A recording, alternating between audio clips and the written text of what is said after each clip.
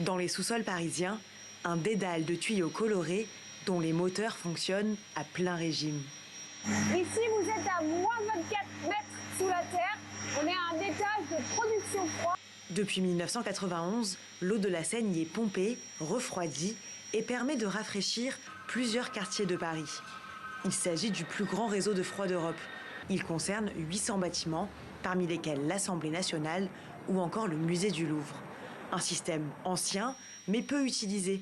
Depuis les années 50, le siège de l'ONU à New York utilise le même procédé. Objectif, remplacer la climatisation, responsable de 7% des émissions de gaz à effet de serre dans le monde. Ici, vous êtes à l'étage du refroidissement. C'est là où l'eau de Seine arrive et vient rafraîchir le réseau condenseur. Donc le bruit qu'on entend, c'est le chant de la Seine, en quelque sorte, qui arrive, qui siffle, qui refroidit, qui repart immédiatement dans le fleuve. Car il ne fait pas bon vivre à Paris en temps de canicule. Sa très forte densité contribue à faire de la ville un immense îlot de chaleur. Pour une ville comme Paris, qui doit faire face en 2050 à des vagues de chaleur qui vont vraiment faire monter le thermomètre à 50 degrés, si elle ne s'adapte pas, si elle n'offre pas une alternative à des solutions autonomes, on rendra cette ville complètement inhabitable.